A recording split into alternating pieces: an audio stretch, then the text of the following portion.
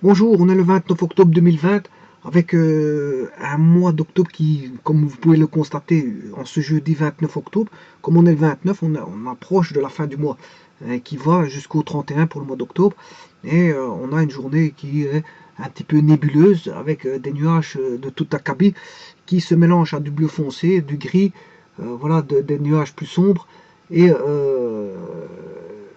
et voilà, un peu de nuages blancs. Donc c'est un mélange vraiment avec une forme de nébulosité, mais on retrouve une certaine fraîcheur pour ce mois d'octobre.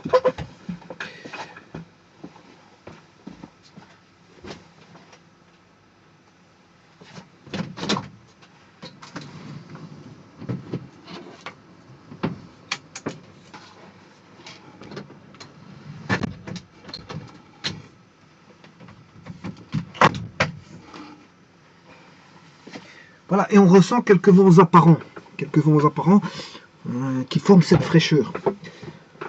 Bon, cette vidéo va concerner un tournant fondamental, enfin, on va dire un tournant, un virage très important de la mécanique des fluides, parce qu'en fait, c'est bien de voir des lois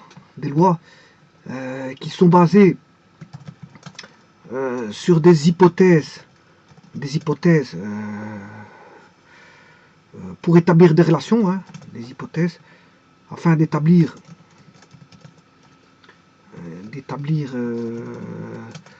des relations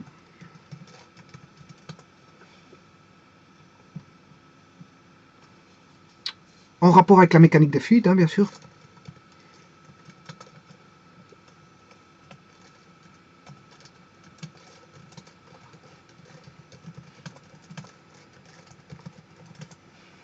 Voilà, donc pour faire établir des relations, ben, on va aller rechercher des hypothèses et non des moindres, parce qu'en fait, ces hypothèses vont au départ constituer les fondements de base pour lesquels il faut s'appuyer pour élaborer les théories et les relations qui vont découler de la mécanique des fluides. Cependant, il est vrai qu'en réalité, on n'a pas des fluides idéaux ou parfaits, hein, ce qu'on appelle des fluides parfaits ou idéaux, mais on a des fluides naturels ou réels. Donc, les fluides idéaux ou parfaits s'opposent aux fluides naturels ou réels. Alors, la différence entre les deux, c'est que dans les fluides idéaux parfaits, on a la perfection qui est le maître mot. La perfection, le mot parfait, le mot idéal, est le terme le plus adéquat pour mobiliser voilà, des notions qui vont faire apparaître que les démonstrations vont s'en rendre simplifiées. Donc on va partir de la perfection pour simplifier les hypothèses et rendre les choses plus fluides pour expliquer certains raisonnements ou certains développements ou élaborer certains développements ou raisonnements. Donc c'est pour simplifier, c'est dans un aspect de simplification. Mais vous comprendrez qu'on n'a pas affaire à des fluides parfaits en général dans le monde réel. Dans le monde pour lequel nous vivons, nous ne sommes pas dans un monde parfait. Voilà, certains diraient, voilà, un monde de bisounours. Voilà, on n'est pas dans un monde de bisounours. C'est ce que ça veut dire. Alors que bon, le monde parfait, idéal, est le monde des bisounours. Pour avoir une analogie avec, voilà, un point de vue, je veux dire, factuel sur voilà, sur les mondes qui nous opposent, le monde des bisounours et le monde réel, bon, c'est deux mondes différents. Eh bien ici, il en est de même pour les fluides idéaux ou les fluides parfaits. Ce sont deux mondes différents. Un pour lequel on a idéalisé le monde dans lequel, tout allait être abordé de manière parfaite. Et d'un autre côté, les fluides naturels ou réels qui ont voilà, leurs caractéristiques, leurs propriétés réalistes, qui ne sont pas ce qui sont pris en compte dans le monde parfait. Alors, vous allez me dire, ouais, mais quelles sont ces propriétés qui font en sorte qu'on a d'un côté soit le monde des fluides parfaits ou soit le monde des fluides naturels? Eh bien, ce sont tout bonnement, vous comprendrez, des propriétés physiques. Ça va être distingué par des propriétés physiques. Ce sont les propriétés physiques qui vont distinguer euh, si on est dans un monde par rapport à l'autre.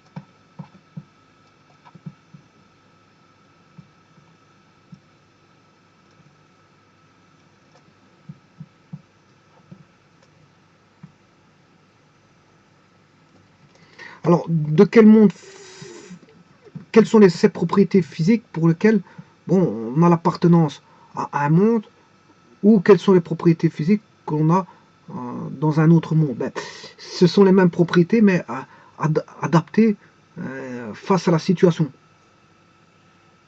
Alors, les propriétés, on retrouve les propriétés d'isotropie.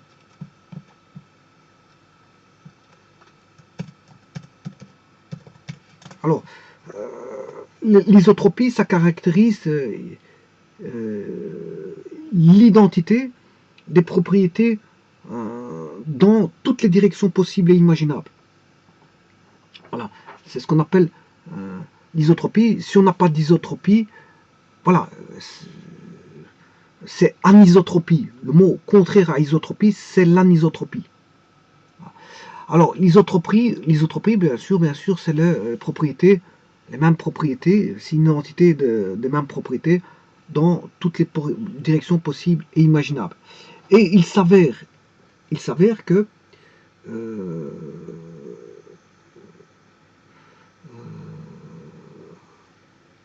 pour le fluide parfait, ben pour le fluide parfait, on a une parfaite isotropie. Parfaite isotropie. Donc pour le fluide parfait, vous comprendrez qu'on a une parfaite isotropie. Tout va être parfait pour le fluide. Donc, qu'est-ce qui fait la différence? Mais ici, on a une parfaite isotropie. C'est-à-dire une parfaite propriété. Bon, vous comprendrez que c'est quelque chose de... C'est une hypothèse, parce que ça n'existe pas, ça. Parfaite, quelque chose qui est parfait dans toutes les directions, bah, il faudrait me montrer qu'est-ce qui est parfait dans toutes les directions. Parfaite isotropie.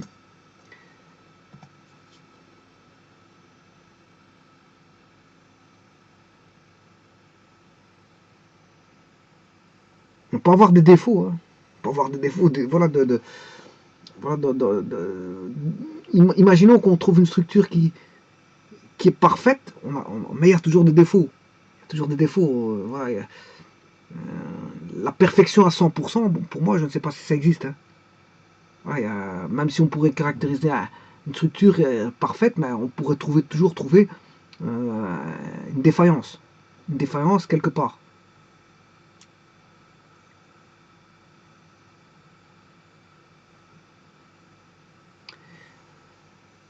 Bon.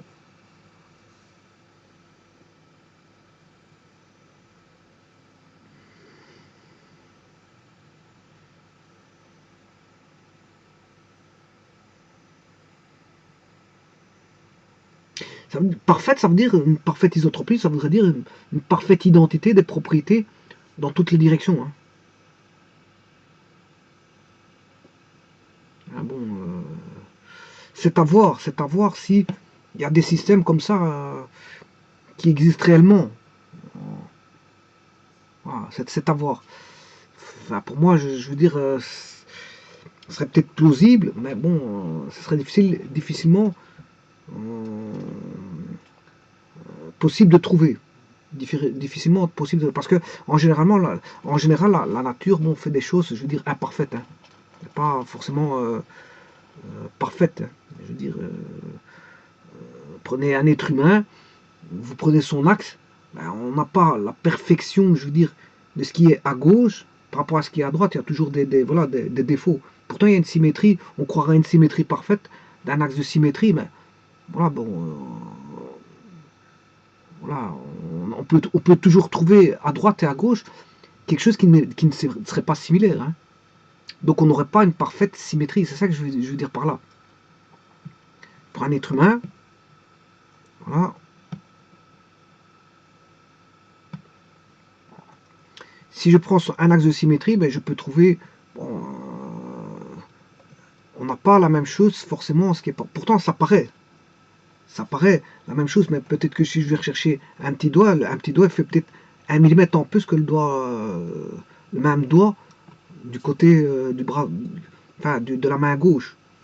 On aurait la main gauche et la main droite. Si je mesurais les majeurs, peut-être que je vais retrouver 1 millimètre du majeur gauche qui est plus grand que le majeur droit. Donc une parfaite caractéristique des propriétés signifie qu'on a une symétrie. Et bien sûr, là, si on est en 3D, c'est une symétrie sphérique. Hein, symétrie sphérique. Une parfaite symétrie sphérique. Je veux dire, bon, c'est possible, mais bon, on peut toujours trouver, je veux dire, voilà, des défauts dans la symétrie sphérique. Cependant, quelque chose de parfait, on dira que 100%, voilà, 100% parfait. Niveau propriété dans toutes les directions. Voilà. Alors qu'on sait bien qu'on a des défauts, assez souvent on a des défauts au niveau des matériaux dans une direction par rapport à une autre. Voilà. Et ça c'est dû aussi à la construction des matériaux à la base. Voilà. S'il s'agit de matériaux, parce que bon, ici il s'agit de substances fluides, donc liquides. Bon, et les fluides, généralement, quand je parle de fluides ici, ce sont des liquides. Hein. Pourquoi? Parce que les gaz ont un comportement différent des liquides. Voilà, ils ont un comportement différent des liquides par le fait qu'ils sont, les particules sont libres. Elles sont libres, contrairement aux liquides, elles sont avec une force de cohésion moindre. Par contre, là, les gaz, on a l'inexistence de force de cohésion, parce qu'en fait, elles sont libres. Et en plus de ça, elles sont animées de certaines vitesses, elles s'entrechoquent, avec des changements de direction, des changements de vitesse, elles entrechoquent les parois, chose qu'il n'y a pas dans les liquides. Bon, les gaz sont plutôt étudiés en mécanique des fluides, hein, en thermodynamique. Voilà. Et les liquides sont étudiés en mécanique des fluides. Donc quand on parlera de liquide, généralement en mécanique des fluides, ce sera plutôt un concept lié au fluide, au liquide. Bon, maintenant, mécanique des fluides et thermodynamique ne sont pas intrinsèquement séparés. Ils sont reliés. Ils sont reliés. Il n'y a pas de frontières. Je vous dis que ce sont des branches scientifiques. Les sciences ne sont pas, je veux dire, elles sont universelles. Elles peuvent, je veux dire, voilà. Là, si je prends la théorie, la thermodynamique, et ici, si c'est la branche de la mécanique des fluides,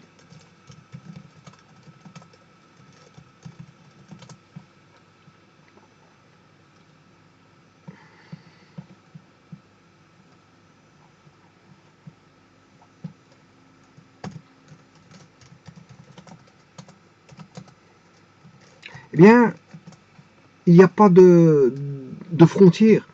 C'est-à-dire que les deux vont étudier aussi bien les gaz que les liquides.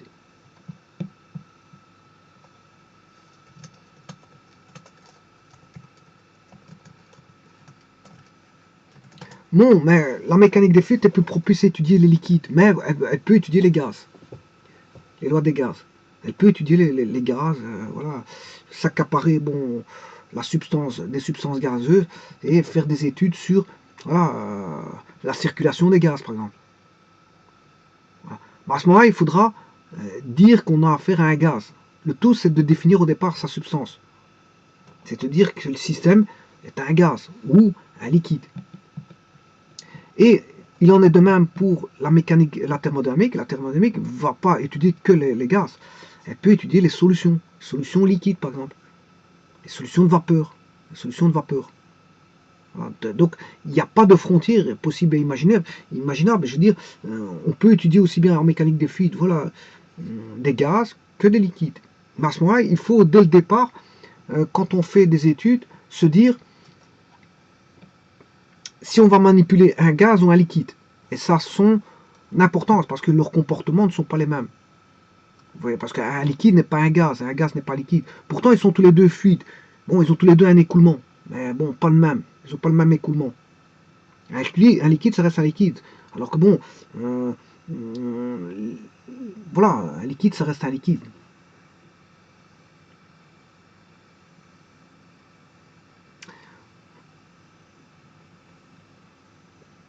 Donc la nature des deux substances sont à bien distinguer, parce qu'un gaz n'est pas un liquide et un liquide n'est pas un gaz. Bien qu'ils sont considérés tous les deux comme fluides, ils peuvent s'écouler. Enfin, si je prends un liquide, s'il est au repos, il ne s'écoule pas. Voilà, s'il est un liquide au repos, il ne s'écoule pas. Il est en équilibre, en état d'équilibre, donc il ne s'écoule pas. Voilà. Mais s'il est en mouvement, il s'écoule. Et s'il s'écoule, il a une quantité de mouvement. Mais les gaz, bon, ils sont toujours euh, en mouvement. Ils ne seront pas en mouvement quand on sera à moins 273,15. À ce moment-là, il n'y a plus de mouvement possible du gaz. Là, il est vraiment en repos à 100%, mais voilà, mais le gaz, lui, il est toujours voilà, en mouvement. Il y a toujours une quantité de mouvement au niveau du gaz. Contrairement au liquide, il peut être au repos ou en mouvement. On peut le mettre au repos dans un système isolé. Je le mets au repos. Voilà. Même dans un système à vase ouvert, il est au repos. Hein. Je peux le mettre au repos dans un système à vase ouvert, il n'y a pas de problème. Vase ouvert ou vase fermé, il peut être au repos. Mais maintenant, si on le fait s'écouler au travers d'une canalisation, là, il est en mouvement. Et là, il y a une quantité de mouvement. Voilà. Mais il ne va pas se comporter comme le comportement d'un gaz. Hein. Bon, voilà, il ne va pas se comporter comme un gaz. Parce qu'on sait bien que les gaz, bon, voilà, ce sont des particules qui, voilà, qui vont être agitées. Et plus la température est importante, plus ils sont agités. Voilà. Et ils ont tendance à occuper le plus grand volume possible. Alors, on sait bien que qu'est-ce qui va distinguer les gaz et les liquides? C'est les liquides sont incompressibles. Pas totalement, hein. Voilà, pas totalement incompressibles, mais ils sont incompressibles. Et les gaz, ben, ils sont compressibles. Ils sont compressibles et on peut les rendre incompressibles. Voilà. Alors, donc, les propriétés physiques, mais c'est là l'isotropie. Voilà, c'est la propriété d'avoir les mêmes propriétés dans toutes les directions possibles. Et s'il y a trois directions, ben, c'est une symétrie, ça veut dire qu'on a une symétrie sphérique quelque part qui est cachée au niveau des propriétés. On a la mobilité. Mobilité. Bon. La mobilité, ou ce qu'on appelle une absence de forme propre. Donc, ça veut dire qu'en d'autres termes,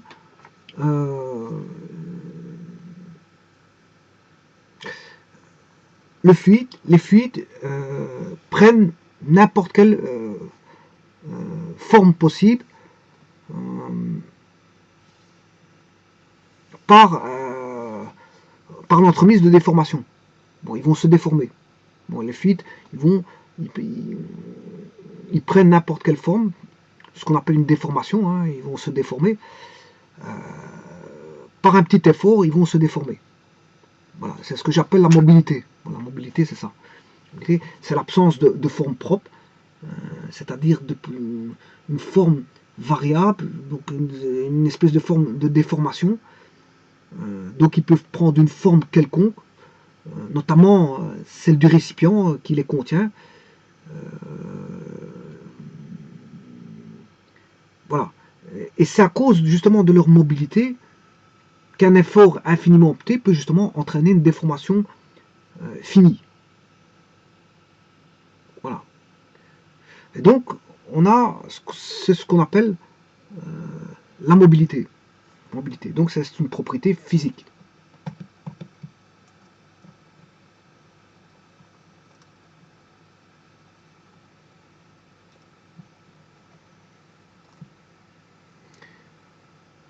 Une autre propriété physique,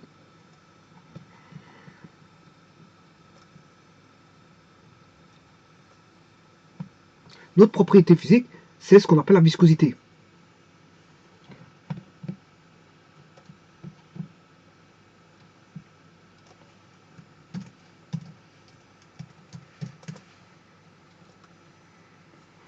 Donc la viscosité, ça constitue, si vous voulez, une résistance à la déformation. Et cette résistance ne suit pas les mêmes lois que le frottement entre solides. Voilà. Donc c'est une résistance à la déformation, c'est-à-dire à l'écoulement, qui est proportionnelle, si vous voulez, à la vitesse de déformation. Voilà. Alors, on a là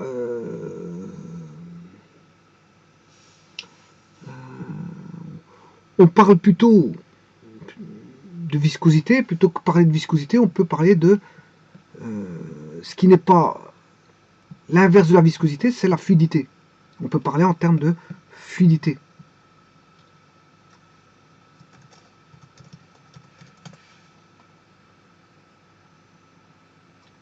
Moins c'est visqueux, plus c'est fluide. Donc si j'appelle par exemple F la fluidité, mais la viscosité ce serait par exemple V, voilà, et plus la viscosité est importante, et plus la fluidité diminue. Et inversement, si la viscosité diminue, la fluidité augmente. Moins c'est visqueux, plus c'est fluide. Plus c'est visqueux, moins c'est fluide. Donc, voilà. On a une relation, si vous voulez, de viscosité à fluidité qui est inverse.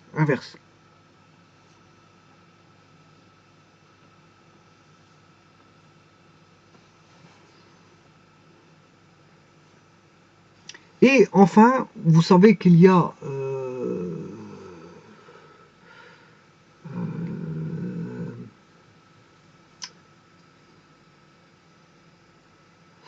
la compressibilité. Voilà. Mais ça, je verrai, parce que c'est encore une notion à voir, je veux dire, qui est prise en aparté, ce qu'on appelle la compressibilité. Alors, les fluides sont partiellement compressibles, ils sont incompressibles, mais donc ça veut dire qu'ils sont légèrement incompressibles. Ils sont incompressibles, mais légèrement compressibles. Voilà, légèrement compressibles. Ils ne sont pas incompressibles totalement, c'est ça que je veux dire. On peut les comprimer, mais un tout petit peu. Tout comme un solide n'est pas à 100% incompressible. On peut le comprimer, mais un tout petit peu. Il se comprime un tout petit peu. Voilà. Et le solide, bon, il va résister aux efforts, bien sûr, de compression et de cisaillement.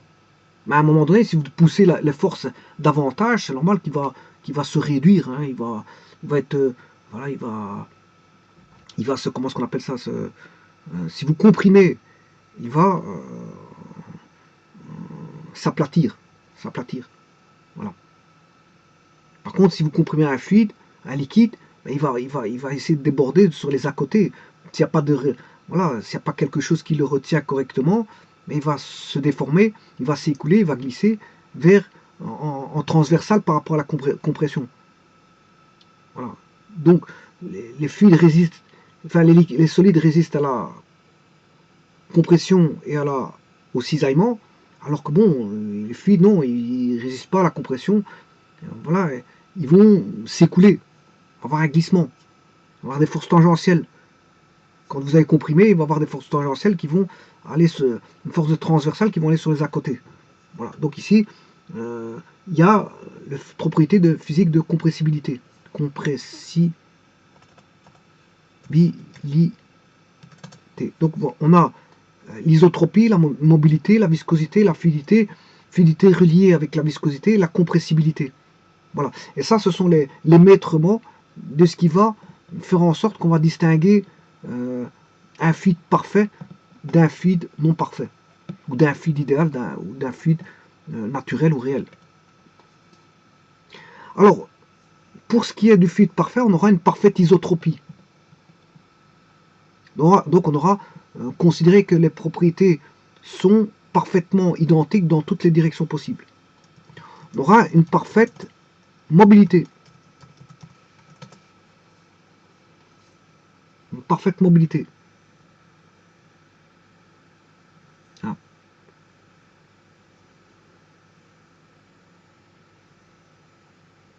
Donc une parfaite mobilité, bon, il va se déformer sans effort extérieur. Il n'y a pas besoin d'un travail extérieur pour qu'il puisse se déformer.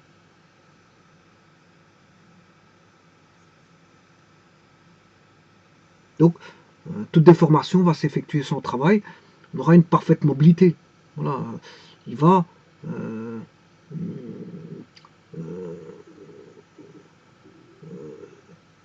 on va avoir une déformation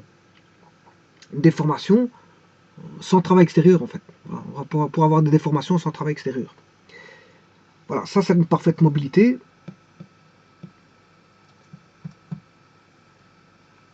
On aura une parfaite fluidité,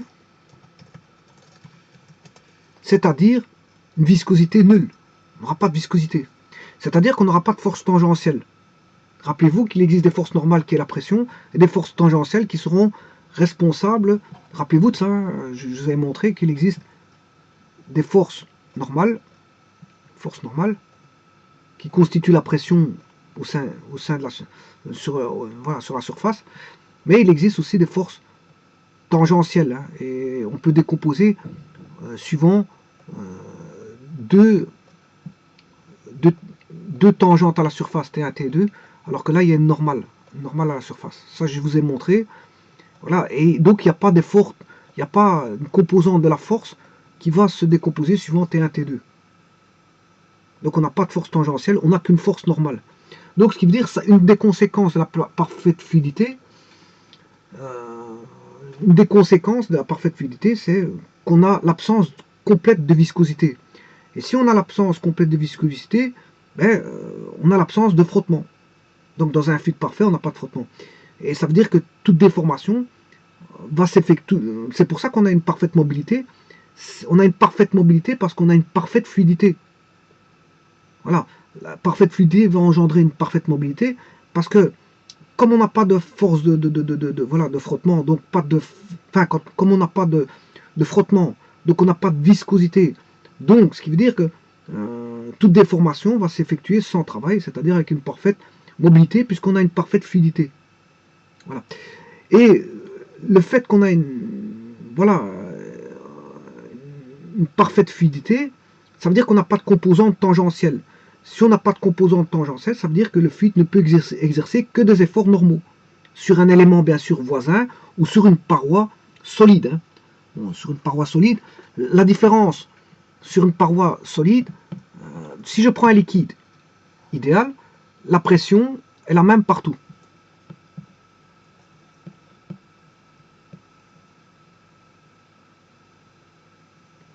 Je m'excuse, je vais remettre les choses en place.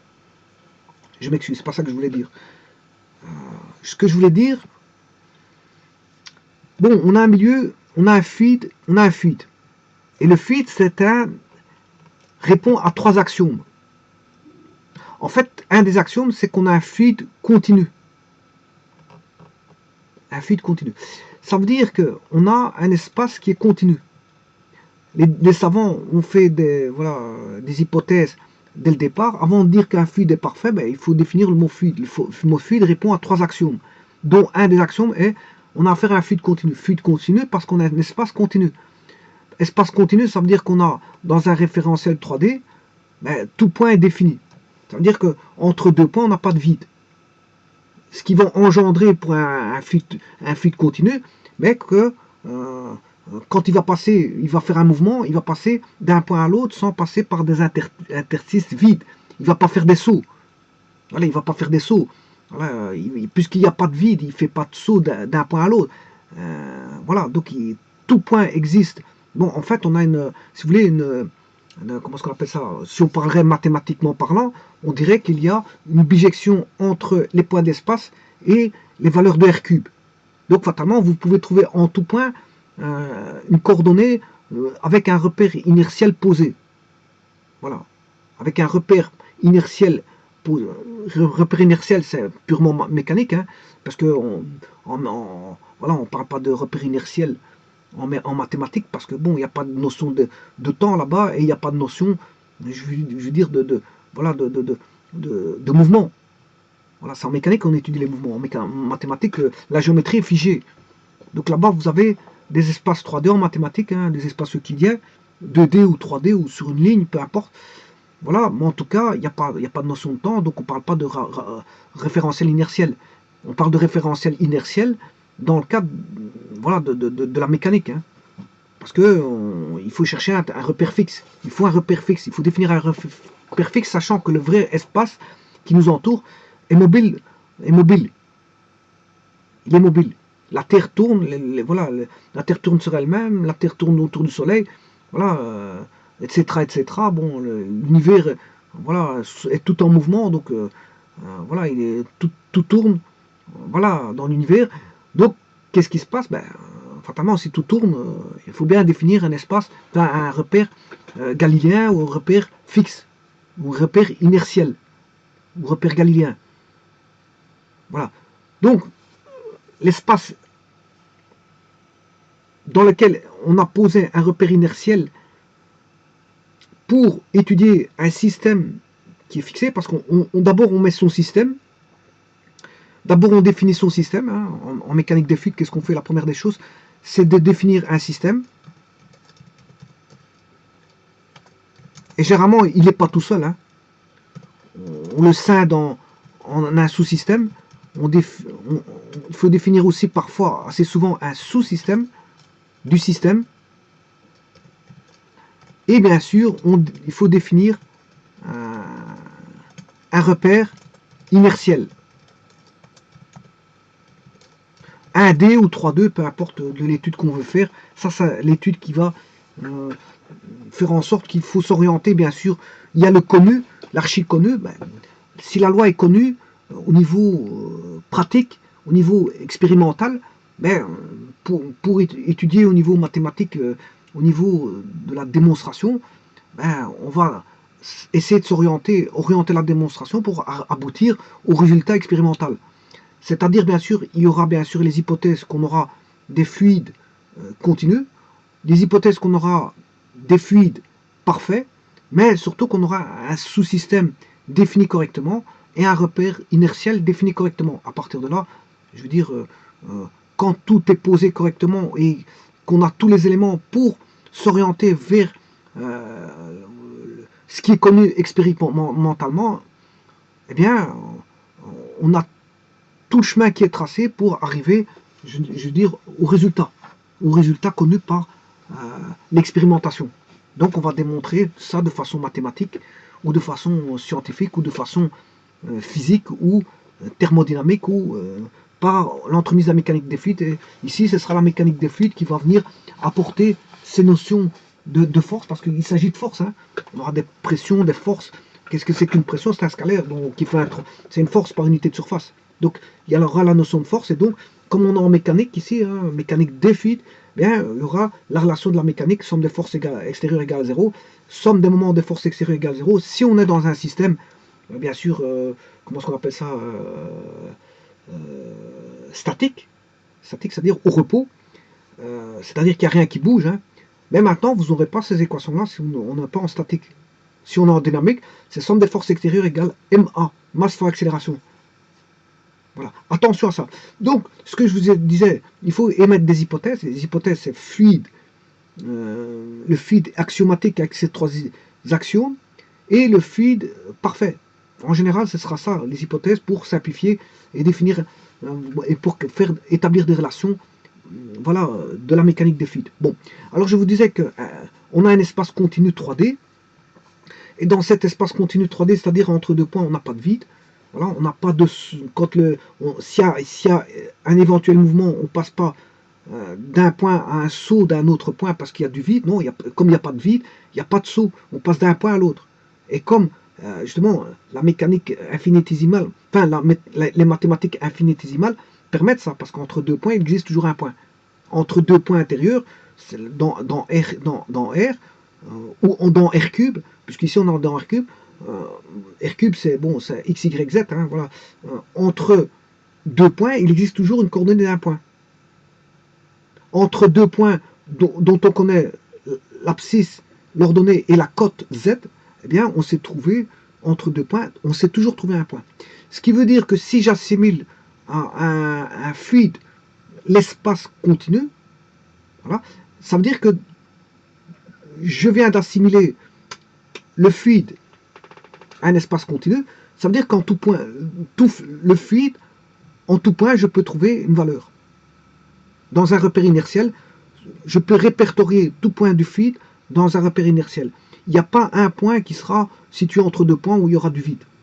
Donc le fluide est assimilé, si vous voulez, on aura un espace continu, mais on aura aussi par assimilation du fluide dans un espace continu, on aura un fluide continu. Donc l'espace continu, on a une infinité triple de points où on peut répertorier n'importe quel point, mais le fluide, on pourra répertorier n'importe quel point si celui-ci s'avère être dans l'espace. C'est-à-dire si on a un volume, le fluide, je peux donner sa coordonnée, voilà, d'un point du fluide au niveau spatial. Je peux avoir sa coordonnée spatiale. Voilà. Et donc, on a un espace continu. On a un fluide continu et on fait des hypothèses nombreuses concernant la perfection du fluide. On va faire en sorte d'avoir le fluide le plus parfait pour élaborer les théories de mécanique des fluides. Mais par après, il faudra bien virer vers le fluide, parce que tous les fluides ne sont pas parfaits. Hein. C'est de la théorie, les fluides parfaits. Donc il faudra virer vers les fluides réalistes. Hein. On étudiera un fluide ou un autre au niveau réaliste. Ce qui veut dire qu'à ce moment-là, les hypothèses vont s'amenuire. On n'aura pas eu les hypothèses de fluides idéaux parfaits. Petit à petit, on va casser certaines hypothèses qu'on a construites.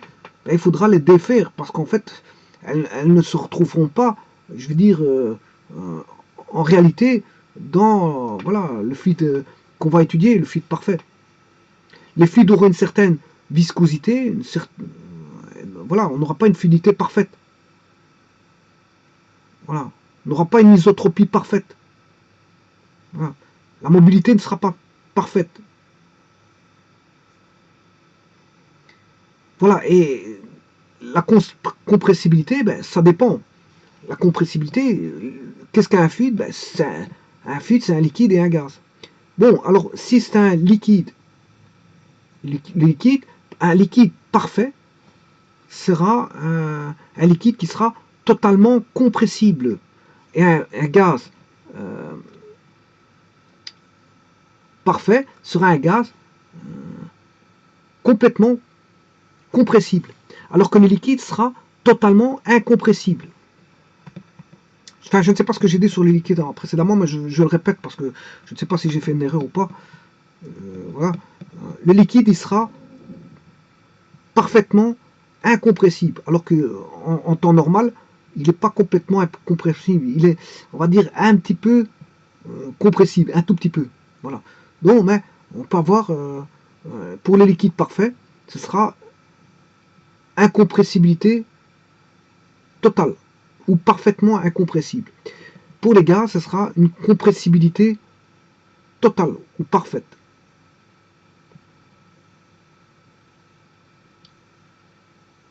Voilà, donc vous voyez que les hypothèses ne sont pas... Voilà, les hypothèses, elles sont là. Elles sont là.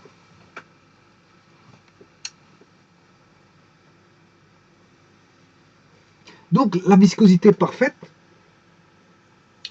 enfin ici on aura justement, on n'aura pas de viscosité parfaite, on aura l'absence de viscosité, on aura parfaite fluidité, donc une absence de viscosité, c'est-à-dire une viscosité nulle, c'est-à-dire pas de composante tangentielle.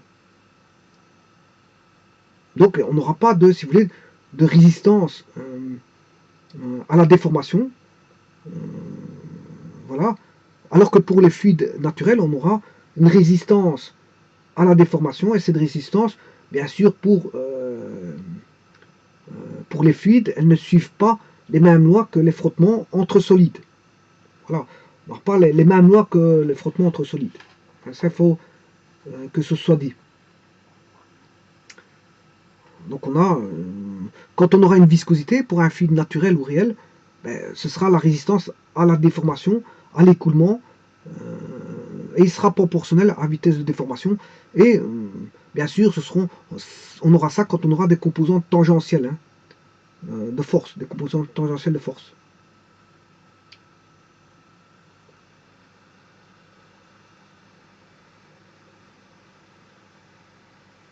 Alors, je viens de vous dire que si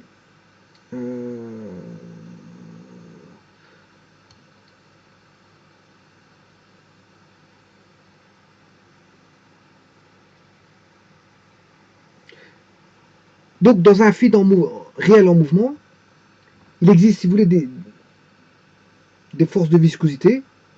Là, on parlera de fluide visqueux. Voilà.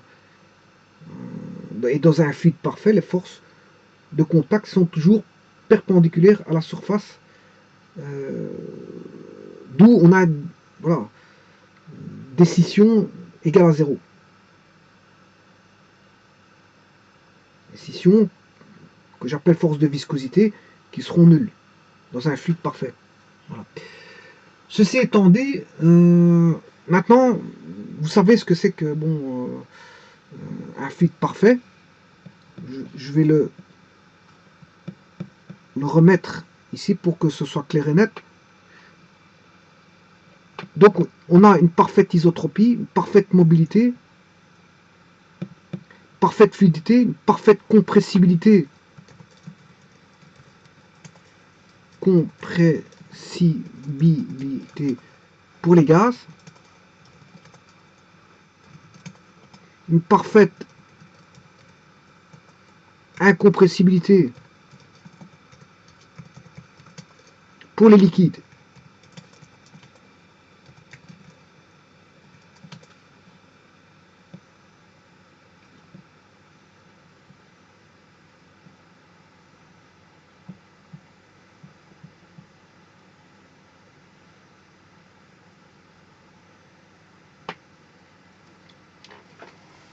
Voilà, et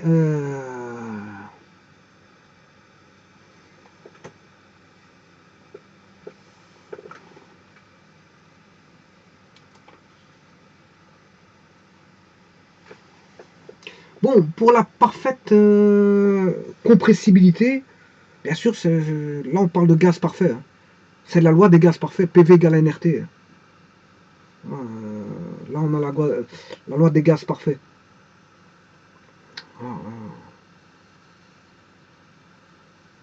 Alors, je vous disais que tout à l'heure, la viscosité qui constitue bien sûr une déformation à déformation, cette résistance donc ne suit pas les mêmes lois de frottement entre solides, ça je vous l'ai dit tout à l'heure.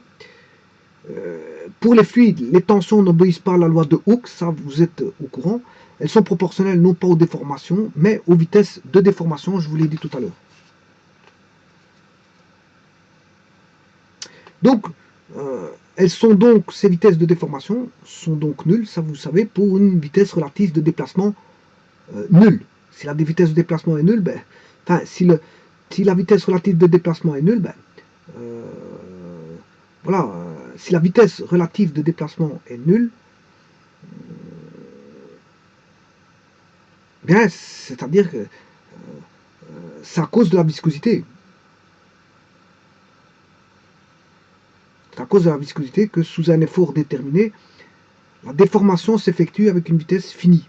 L'inverse de la viscosité, bien sûr, je vous l'ai dit, c'est la fluidité. Alors, la compressibilité est forfait pour les liquides. L'eau, par exemple, se comprime à environ un 20 millième de son volume pour une augmentation de pression de 1 bar.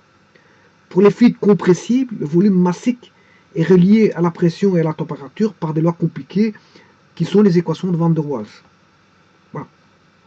Alors, ce que je ne vous ai pas dit, si, je vous l'ai dit tout à l'heure, la conséquence de la parfaite fluidité, c'est une conséquence de la parfaite fluidité. Je vous l'ai dit, je vais le marquer parce que je ne l'ai pas encore marqué. Je vous le marque et puis après, bon, je termine la vidéo ici. Parce que tout a été dit, apparemment, j'aurais tout dit. Une des conséquences, c'est ceci. Donc, la parfaite fluidité va engendrer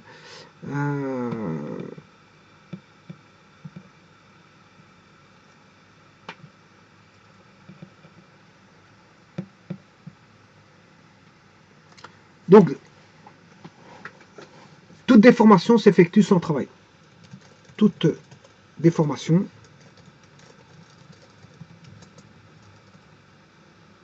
tout écoulement, tout glissement, tout écoulement, tout coule, ça va couler, déformation c'est couler, s'effectue sans travail extérieur.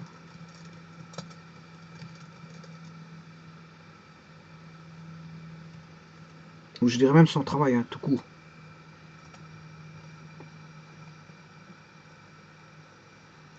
Elle s'effectue sans travail, voilà, sans travail.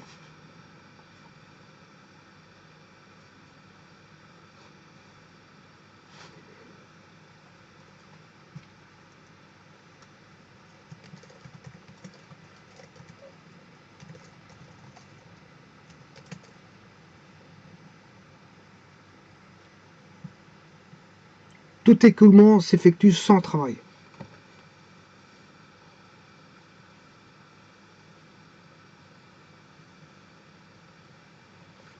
Voilà, ça, c'est dû à la conséquence de la parfaite fluidité. Une seconde conséquence, je vous l'ai dit tout à l'heure,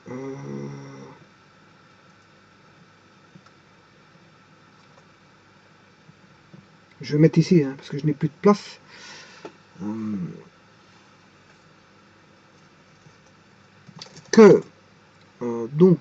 Qu'un élément de fluide,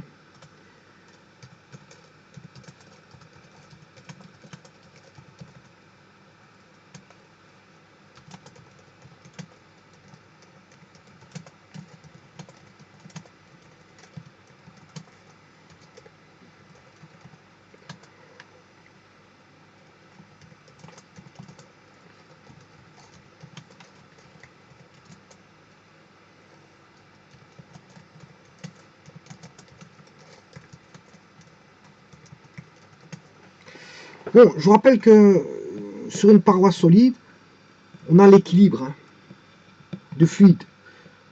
Supposons que je prenne une paroi qui est ici, on a une force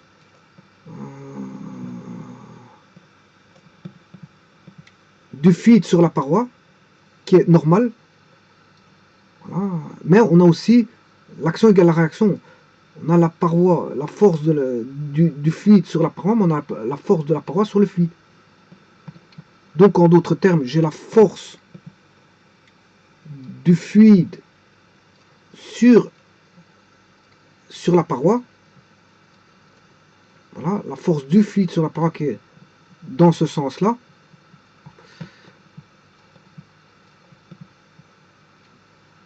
Voilà, dans ce sens-là, le fluide, c'est la force de la paroi, enfin, la force du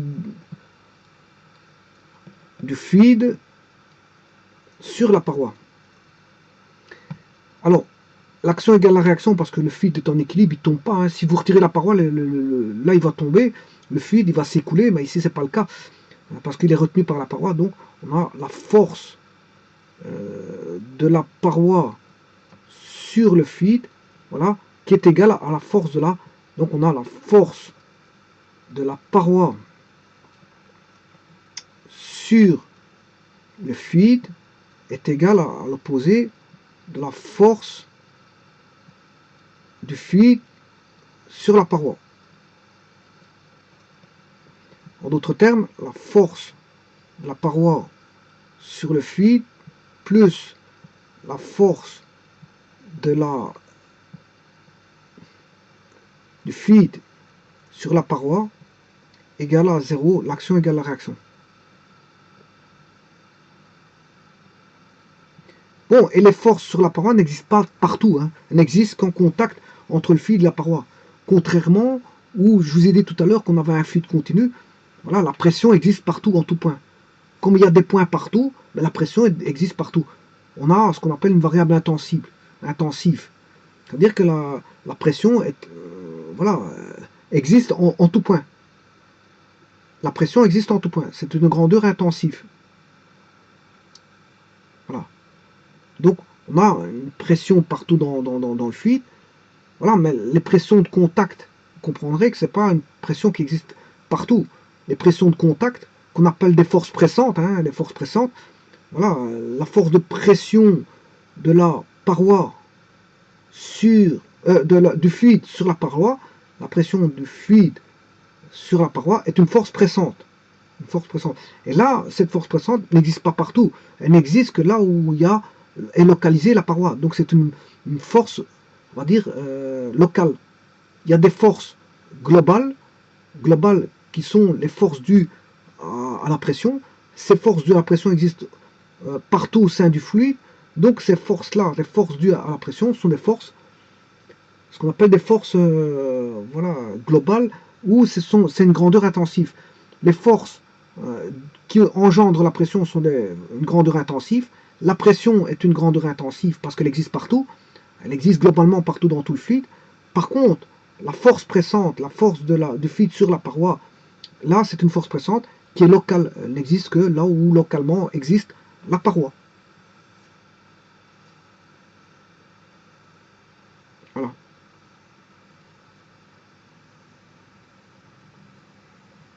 Voilà, et ici vous avez toutes les hypothèses qui peuvent être prises en compte dorénavant.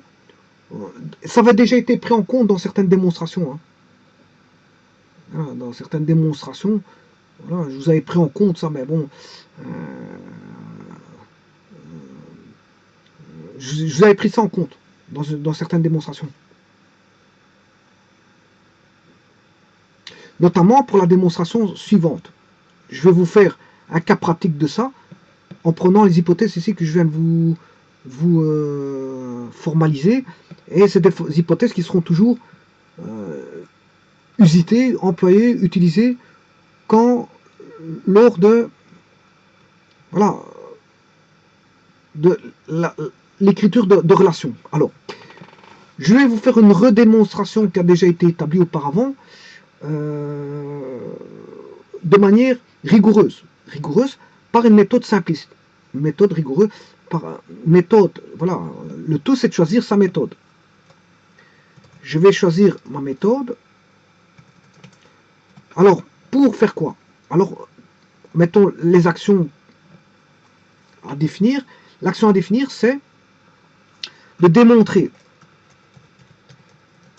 que la pression au sein d'un fluide constituant un système isolé est un fluide constituant. Donc démontrer que la pression au sein d'un fluide constituant un système isolé est constant.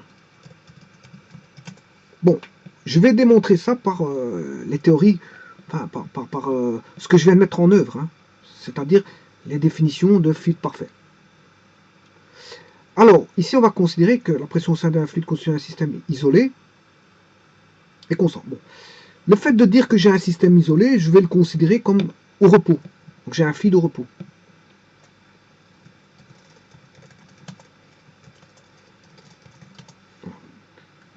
Fluide de repos. Et je vais considérer que ce fluide de repos est un fluide parfait. Et bien sûr, on a les axiomes de fluide, hein, c'est-à-dire qu'on a un milieu continu, on a un fluide continu. Voilà. Alors pour ça, je vais aller chercher un système, je vais rechercher une sphère dans laquelle va une sphère qui sera le contenant, dans laquelle sera incorporé le contenu, qui sera un fluide. Alors je vous le dis tout de suite, le fluide sera un liquide. Le fluide sera un liquide. Et je dirais même, comme c'est un fluide parfait, on aura un liquide incompressible. Incompressibilité totale. Voilà. C'est un fluide incompressible. On a l'incompressibilité totale. Alors, je crée mon contenant, il n'est pas encore terminé. Je mets voilà, un cylindre ici.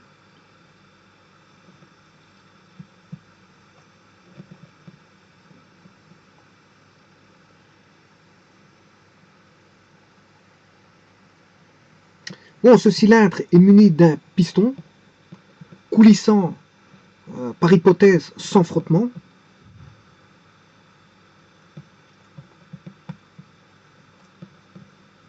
Voilà, ça c'est mon piston. Alors, on va faire l'étude au travers d'une force extérieure et on pourra démontrer que ce sera valable, qu'il y ait une force extérieure ou pas, ce sera valable.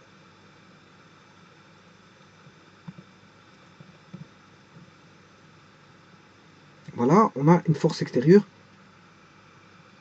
appliquée. Alors pour ça, on va mettre un fluide à l'intérieur. Un fluide parfait. Voilà mon fluide parfait. Dans le sens où fluide parfait, ben, parfaite fluidité, parfaite incompressibilité, euh, parfaite isotropie, parfaite mobilité. Voilà. Voilà, tout est parfait. Bon. Alors maintenant, pour étudier démontrer que la pression au sein d'un fluide constant, un système isolé est constant, donc j'ai bien un système isolé ici. Hein. Tout est refermé, c'est refermé par un piston ici. Hein. Voilà, là, ça contient du fluide. Pour étudier ça, ben, il faut aller rechercher, définir. Le système, il est connu, c'est étudier le fluide, mais je vais définir un sous-système.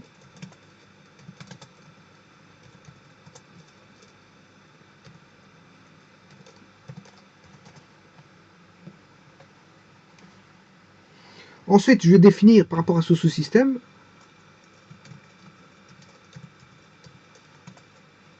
un repère inertiel que je vais choisir. Le plus simple des repères, c'est 1D. Le système est défini, hein, je dois étudier donc le fluide parfait ici. Alors le fluide parfait, je vous rappelle, il est au repos. Hein. Il est au repos, il n'y a rien qui bouge. Donc on est, si vous voulez, fluide de repos signifie statique du fluide. Non statique. Alors, définir le sous-système, je ne peux pas prendre, je vais prendre un cylindre. Le sous-système sera un cylindre.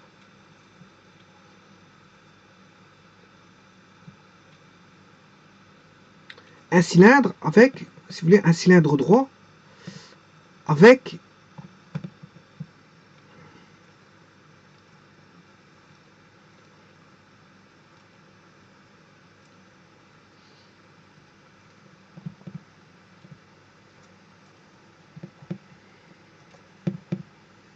bien sûr de même base. Hein.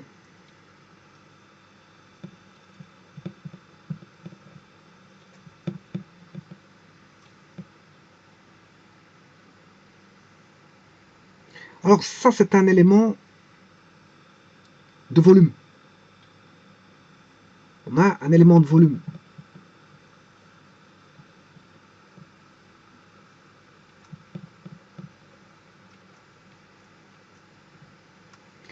Alors si je prends ce volume, l'élément de volume ici, c'est pas bon.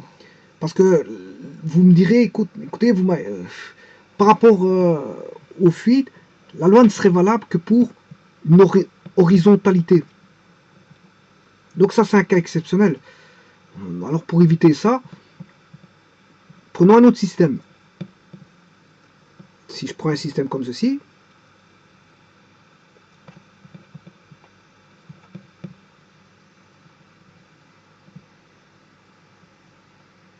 de nouveau un cylindre, vous allez me dire, je ne peux pas prendre ça parce que on aurait une loi qui serait définie uniquement pour la verticalité. Donc mes deux systèmes, ils sont bons, mais l'orientation n'est pas bonne. Il faut une orientation qui donne une loi, je veux dire, globalisée, généralisée. Et c'est pas avec des exceptions d'horizontalité, de verticalité, que ça va me donner voilà, une loi valable pour quelle que soit la direction du cylindre. Alors pour ça, on va prendre un cylindre qui n'est ni horizontal ni vertical.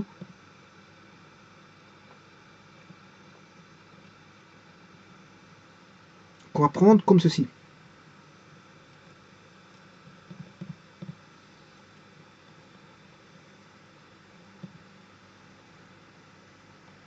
Voilà. Mon sous-système est défini. Mon sous-système est un élément de volume que je vais isoler. Je vais isoler un élément de volume.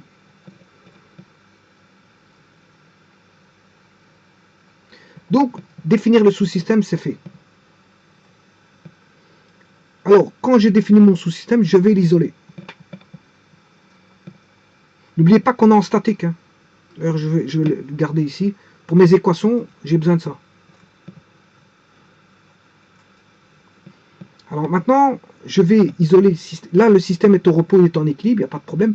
Dès le moment où je l'isole, il n'est plus en équilibre. Là, il n'est plus en équilibre. Alors, pour qu'il soit en équilibre, il faut que j'applique des forces. Telles que existaient les forces quand il était au repos, en équilibre, au sein du système complet. Alors, je vais prendre ceci.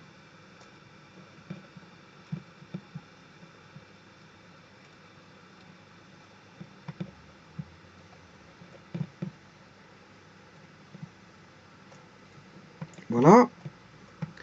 Et je vais appliquer des forces. Voilà. Et ces forces-là, comme on a un fluide parfait, ces forces s'appliquent au normal, aux surfaces ici. Ici, c'est le centre du cercle. Le centre du cercle. Là, on n'a que des forces normales parce qu'on a un fluide parfait.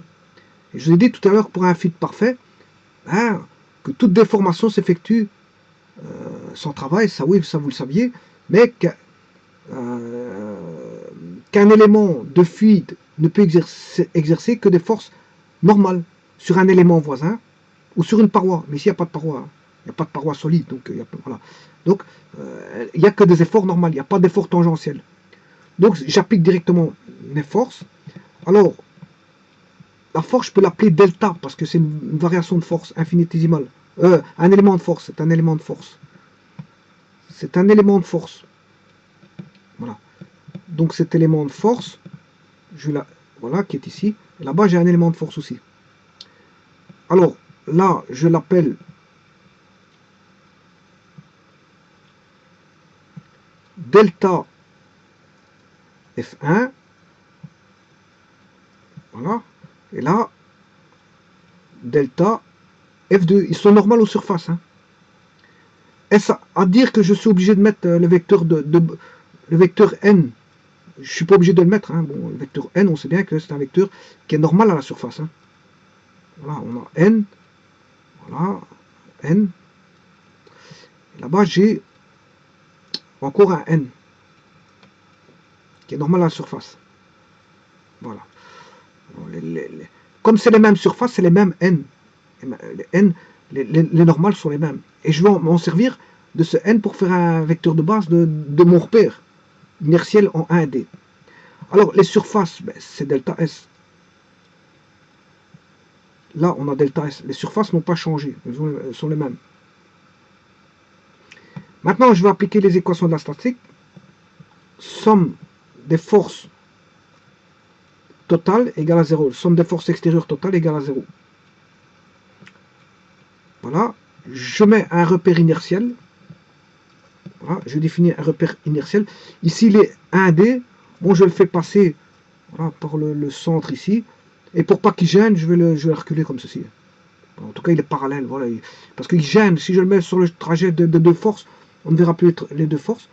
Alors là, j'ai X. Bon, j'ai une origine quelque part, on s'en fout, parce qu'il s'agit de vecteurs. C'est les composantes qui m'intéressent, c'est pas c'est les composantes qui sont intéressantes, puisqu'on va manipuler des forces. Voilà, la somme de forces, c'est les composantes qui vont être intéressantes. Et là, je vais mettre un vecteur de base I, mais je n'ai pas besoin de vecteur de base I, puisque j'ai déjà un vecteur N de présent qui est un vecteur unitaire, donc je le prends en tant que vecteur de base. Voilà. Alors, ceci étant dit, maintenant je peux faire toutes les projections sur l'axe des X. Je vais faire la projection sur l'axe des X, mais pour ça, je vais écrire l'écriture vectorielle, la somme des forces égale 0. Alors, pourquoi égale 0? Parce que le repère est en... Le fluide, là, il est au repos. Hein. Le cylindre, là, le cylindre élémentaire, il ne bouge pas. Il est au repos. Il est au repos. Alors, on va écrire les équations. On a delta F élémentaire 1 sur la surface delta S plus delta F 2 élémentaire. On a que deux forces appliquées, deux forces normales, est égal à 0. Bon, on va faire les projections. On a... Oui, on sait bien que la surface c'est P delta. Une force c'est une force.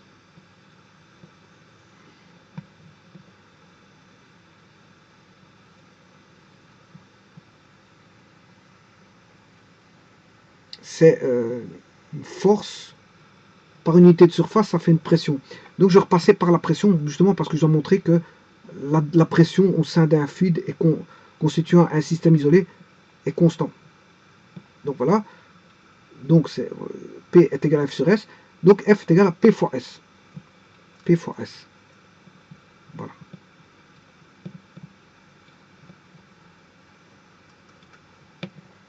Donc là, j'ai P1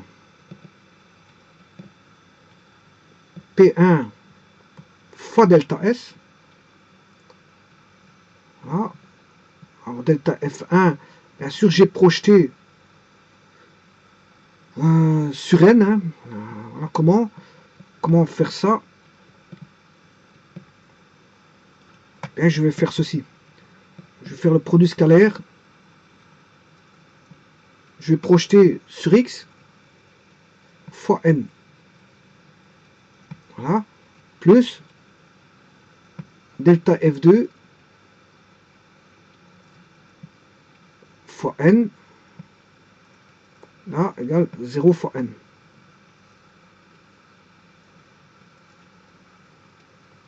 Voilà. Alors, delta F1, c'est P delta S. Là, j'ai un scalaire. Hein.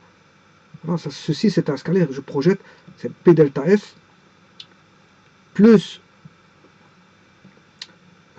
P1 delta S plus P2 delta S. Alors, il y a juste une rectification à faire. N'oubliez pas que la force, je l'ai pris, la force s'applique pour l'équilibre équilibré. Il faut que je mette une force, comme je l'ai dit, delta F2 et delta F1. Bon, delta F1 est une force qui va... C'est une force de pression, donc à l'intérieur, voilà, du sous-système qui est le cylindre. Et là, on a une force intérieure qui est, bien sûr, une force intérieure qui est topo. Bien sûr, c'est moins. C'est un moins delta F2. Hein, parce qu'il est dans le sens opposé de l'axe X. Voilà, ce qui veut dire que là, ici, on a la projection. Ici, je peux mettre un plus. Je peux mettre un plus, oui.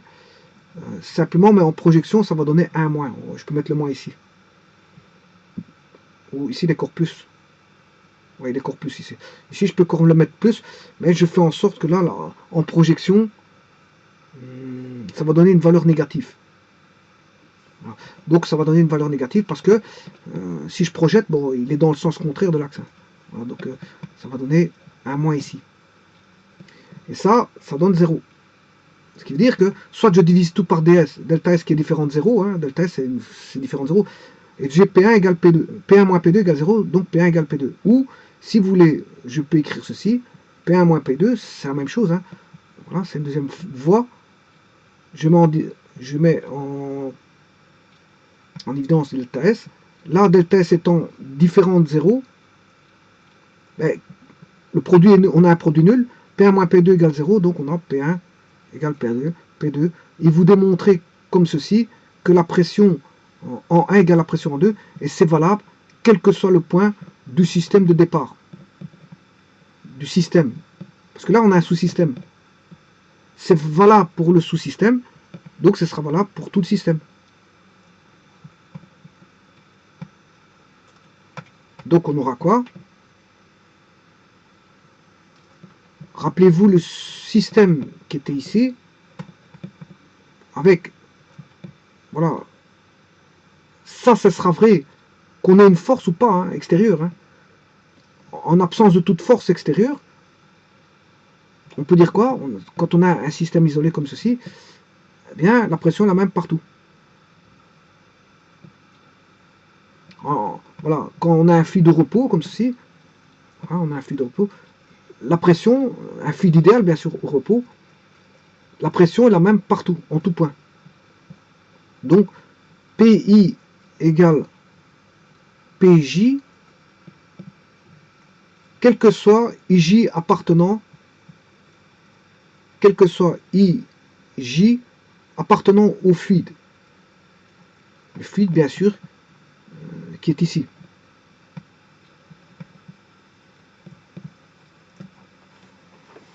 Donc, ça veut dire que la pression est la même au sein d'un système isolé, ou si vous voulez, en absence de toute force, extérieure, la pression est la même pour un fluide au repos. Quand un fluide est au repos, la pression est la même partout. Par exemple, dans un système isolé où l'on a le fluide qui est au repos, ben, voilà, je considère que si le fluide est un liquide incompressible, totalement incompressible. Voilà. Ce qui va faire en sorte que cette loi-là va donner la loi de... voilà, la loi...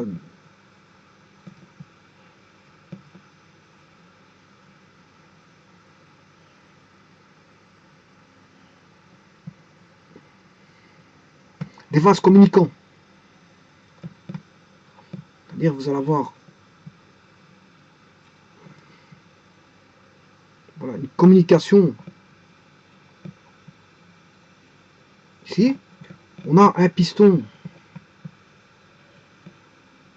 là. Ici, le piston il est un peu remonté. Voilà. Alors le fluide est ici. Je vais mettre le fluide. Bien sûr, il faut que j'efface quelques petites affaires. Ceci, je vais l'effacer. Je vais effacer ceci.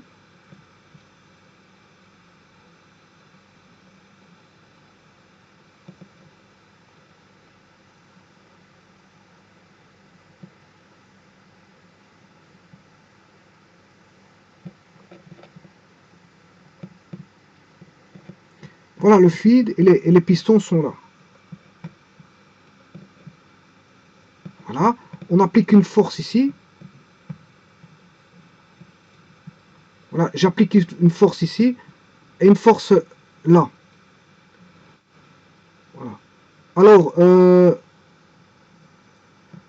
on va... Voilà, j'ai une force F1 ici et une force F2. Bien sûr, pendant qu'il y en a une qui descend, l'autre monte. Hein. Et pendant qu'il y en a une qui monte, l'autre descend. Voilà. Si j'applique une force descendante ici, là-bas ça va remonter.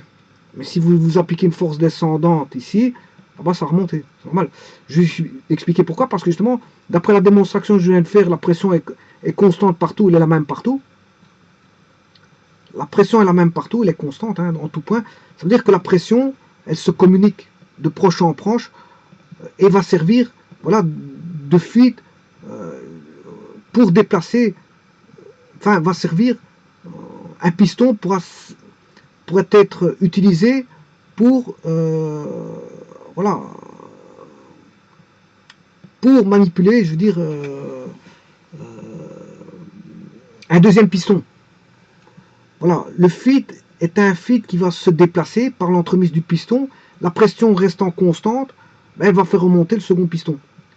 Ce qui veut dire que, on sait bien qu'une force par unité de surface, c'est une pression. Donc, la pression P1 ici, en tout sein du fluide, si j'appelle la pression ici P2, mais P1 égale P2. Parce que bon, la pression est partout la même. Je viens de le démontrer maintenant au travers de la démonstration que je viens de faire juste précédemment. La pression dans un système isolé, je veux dire, est la même partout. Dans un fluide de repos, voilà, où le système est isolé, ben, en l'absence de force extérieure, je veux dire, la pression elle est la même. Maintenant, on va appliquer une force, mais ça ne changera pas. La pression elle va être la même, mais il va juste se déplacer. Il va juste se déplacer. Voilà. Donc, ce qui veut dire qu'on aura P1, c'est F1 sur S1, est égal à F2 sur S2. Voilà. Et donc, S1, c'est la section du piston ici. Hein. Dans la section S1. Et là, c'est la section S2. Donc, F2 vaudra S2 sur S1. F2 vaudra S2 sur S1 fois F1. Alors, S2 sur S1, eh bien, c'est une constante K. K. Voilà. Alors, si maintenant on a S2 ici, qui est plus petit que S1, là, on a un système, S2 étant plus petit, j'espère que je ne me trompe pas, ouais, F1 sur S1, F2 sur S2, j'aurai S2 sur S1, S2 étant plus petit que S1, j'ai un rapport K plus petit que 1, K plus petit que 1, on a, si vous voulez, un diviseur de force. On divise la force. F par le rapport S2 sur S1 qui est plus petit que 1. Si S2, K plus petit que 1, si S2 plus petit que S1. Si maintenant S2 est plus grand que S1, on a K plus grand que 1. Et si K plus grand que 1, on a un amplificateur de force. Ça veut dire que vous pouvez utiliser une petite force pour monter un grand tonnage. Voilà. Et donc, on a les applications de ça, par exemple dans les grues. Les grues, ils utilisent voilà, un fluide hydraulique pour avoir de très grandes forces. On a de très grandes forces pour monter, voilà, par le biais de fluide hydraulique, on monte de très très grandes forces, voire des tonnes, voilà, au travers de vérins hydrauliques, pour lesquels il y a une commande manuelle, bien sûr, une commande manuelle. On peut avoir des distributeurs qui fassent en sorte qu'on a une commande voilà, hydraulique par commande manuelle ou par commande au pied. Ça n'a pas d'importance.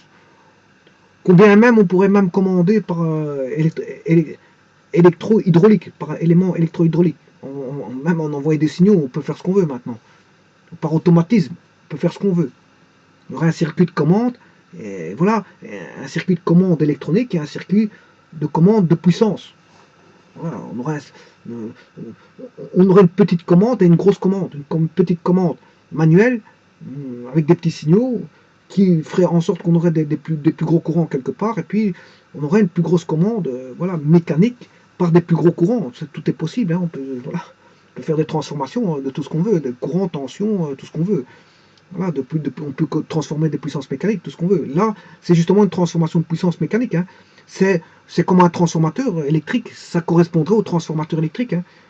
Voilà, au transformateur électrique, c'est-à-dire que vous mettez un petit courant, vous avez un grand courant de l'autre côté. Ou ça dépend, vous avez l'augmenteur ou la baisseur de tension.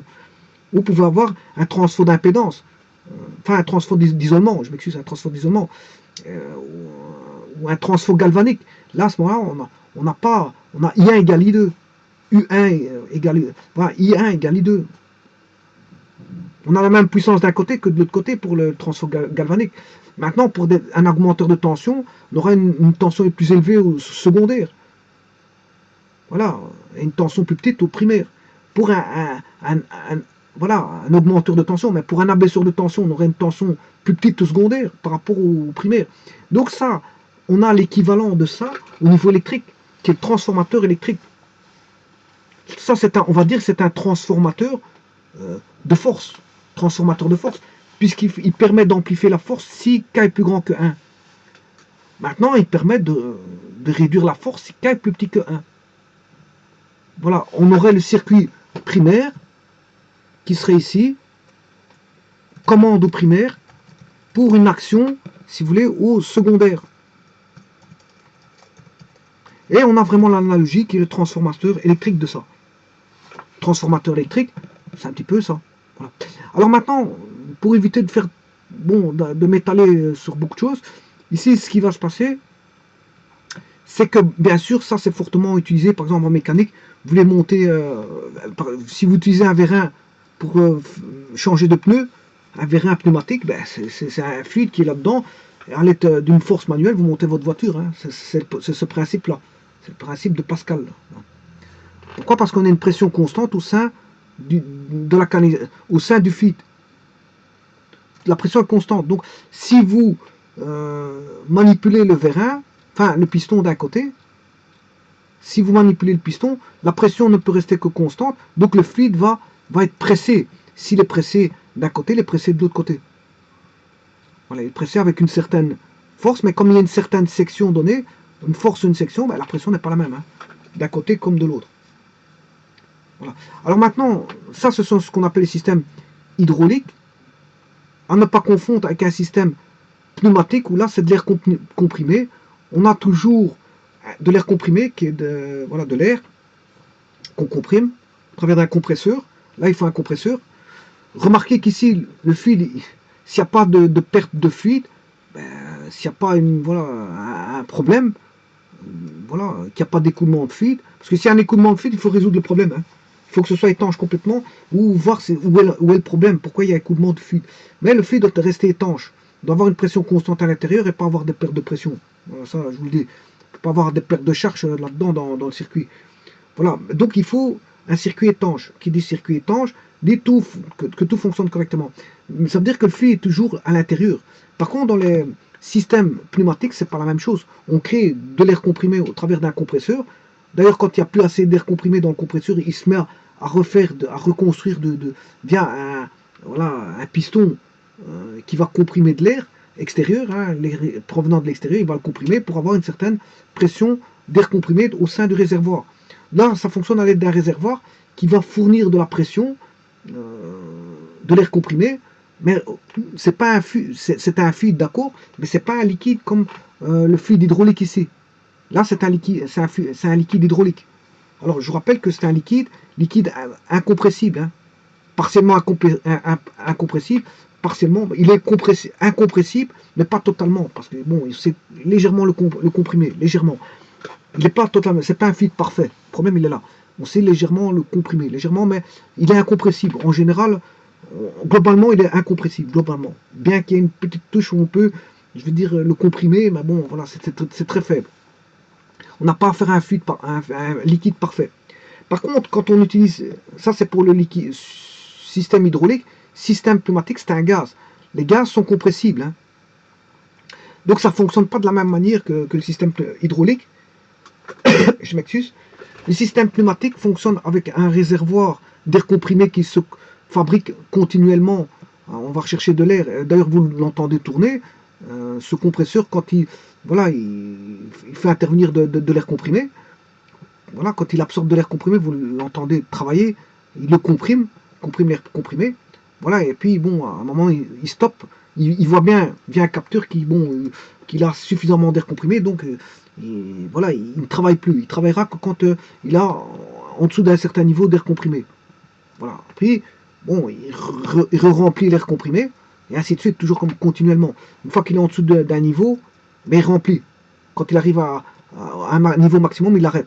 À un niveau minimum, il remplit, et ainsi de suite. Bon, donc il cherche toujours, avec un certain niveau, voilà, l'air comprimé. Donc il a toujours de l'air comprimé. Pourquoi recharger l'air comprimé? Parce que l'air comprimé s'échappe. Donc, ce qui veut dire que les systèmes pneumatiques sont liés par un système d'échappement d'air. L'air est fabriqué, est échappé. Contrairement au système hydraulique, là, voilà, l'huile est maintenue, je veux dire, il n'y a pas de refabrication d'huile. Hein. On ne refabrique pas l'huile. Hein. L'huile, une fois que vous l'avez mis, normalement, si le système est étanche, je veux dire, si le système est étanche, vous n'y bougez plus. Hein. Voilà. Faites parfois quelques contrôles parce que ça peut s'avérer dangereux s'il y a un problème, parce que ça prend des tonnes ici. Hein. Ici, on peut prendre des tonnes hein, de ce côté-là avec les forces. Donc, parfois, il faut recontrôler le système hein, par un entretien. Quand une grue va à l'entretien, ou quand un camion va à l'entretien, il faut vérifier son système pneumatique. Ben, on vérifie tout, hein, on contrôle tout pour voir si tout est correct. S'il n'y a pas de perte d'huile, ou voilà, parce que ça peut s'avérer dangereux. Parce que je vous dis que c'est des tonnes, c'est pas des kilos, hein, c'est des tonnes. Hein. Tout système hydraulique doit être contrôlé, vérifié quand il va à l'entretien. Voilà. Alors, bon, et les systèmes pneumatiques, c'est pour des faibles forces. Hein. Si on a des plus petites forces, voilà, c'est pour faire bouger des petits pistons plus légers, moins lourds. Et alors, ces pistons vont venir voilà, faire un petit travail moteur qui n'est pas très conséquent. Bon, ça demande des petites forces. Hein. Par exemple, vous voulez faire tourner un bac dans une usine, mais, euh, il suffit d'un vérin, d'un piston pneumatique. Bon, il va bousculer voilà, le bac, ça suffit. Hein. S'il le bouscule un tout petit peu, ça suffit. On ne demande pas une grande force pour bousculer un bac. Hein. Une petite force suffit, donc on va utiliser un usage pneumatique. Donc l'usage pneumatique est utilisé avec, sur base d'échappement de gaz. Parce que les gaz sont compressibles. Hein. Alors que les liquides sont incompressibles. Là, on va l'utiliser en système fermé, voilà, pour utiliser justement pour à des applications de mécanique propre, proprement dite, mais sur base de la mécanique des fluides. C'est la base de la mécanique des fluides qui va apporter je veux dire voilà, son système pour s'adapter à la mécanique voilà, des véhicules, des camions, de tout ce que vous voulez. Hein. Dans les avions, on retrouve des systèmes hydrauliques. Hein. Des systèmes hydrauliques dans les avions, dans les bateaux, de tout ce que vous voulez. Vous pouvez trouver à tout moment, là où il y a des systèmes mécaniques, vous pourrez trouver un système de mécanique des fluides basé sur le triangle, enfin sur le principe de Pascal ici. Hein. Donc, pourquoi a-t-on ce fameux principe? C'est parce que la pression est constante voilà, dans le système isolé. Enfin, pour un fluide de repos, la pression est la même partout. Pour un fluide au repos, la pression est la même partout. Voilà. Pour un fluide idéal au repos, la pression, elle est la même partout en l'absence de force extérieure. Bon, voilà, en l'absence de force extérieure.